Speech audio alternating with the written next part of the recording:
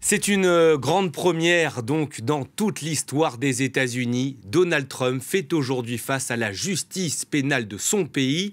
L'ancien locataire de la Maison-Blanche est soupçonné d'avoir acheté le silence de Stormy Daniels, une ancienne actrice pornographique, à quelques jours seulement de son élection. C'était en 2016. Procès explosif, bien sûr, à New York, à un peu plus de 6 mois désormais de la prochaine présidentielle et de son duel avec Joe Biden. Vous découvrez ces images en direct. On vous retrouve, Fanny Chauvin, vous êtes notre correspondante à New York et vous êtes devant le tribunal de Manhattan où se déroule ce procès. C'est certain, il va faire date dans l'histoire américaine alors que, je le disais, la prochaine présidentielle est en ligne de mire. Effectivement, c'est un scénario absolument inédit pour la première fois aux États-Unis. Un ex-président va entrer dans un tribunal pour faire face à un procès criminel. Donald Trump est en route. Ici, les médias du monde entier l'attendent comme de rares supporters et détracteurs. Donald Trump doit répondre à 34 chefs d'inculpation. Il est accusé de falsification de documents comptables. Avant son élection en 2016, il a tenté de cacher une liaison extra-conjugale avec une actrice de film X pour ne pas compromettre sa campagne. Alors, de toutes les affaires pour lesquelles Donald Trump est inculpé, c'est sûrement la moins sérieuse, mais c'est celle qu'il déteste le plus, car ce procès va révéler ses adultères supposés 1 an seulement après son mariage avec Melania Trump. Ses avocats ont tout tenté pour reporter ce procès après novembre, après l'élection, mais en vain. Le procès va débuter ici par une étape importante, la sélection du jury.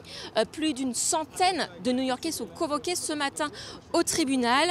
Chacun d'entre eux sera longuement questionné sur leur opinion politique, sur Donald Trump, sur leur capacité à être impartial. Toutes les parties pourront écarter un certain nombre de jurés potentiels qui ne leur viendraient pas en aide.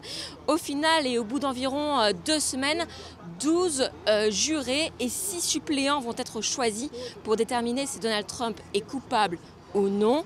Ce jury restera anonyme pour éviter les pressions et les menaces extérieures.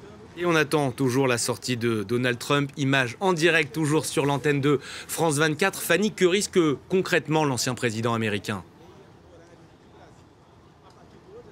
Eh bien, théoriquement, il risque une peine de prison. S'il est reconnu coupable de tous les chefs d'inculpation, il pourrait encourir une peine d'emprisonnement jusqu'à 20 ans. Mais c'est la théorie, car ces crimes ne sont pas violents et il n'a pas d'antécédent criminel. Et si il est condamné, il pourrait bien sûr faire appel. Et aux États-Unis, rien n'empêche une personne condamnée au pénal de se présenter à l'élection présidentielle. Mais la question est de savoir si ce procès va porter atteinte à sa campagne. Eh bien, il risque fortement de l'éloigner des Américains car selon la loi de New York, Donald Trump doit se présenter à son procès à chaque audience et le procès pourrait durer plus de 4 semaines, presque 2 mois. Alors Donald Trump pourrait demander forcément une exception, pouvoir s'absenter. C'est au juge de décider s'il va lui accorder. Dans tous les cas, Donald Trump ne compte pas arrêter sa campagne. Il va tenir des meetings politiques autour de New York après ses audiences et il compte bien sûr se servir de ce procès comme une tribune médiatique. Merci beaucoup Fanny pour tous ces éléments. On vous retrouve bien sûr un peu plus tard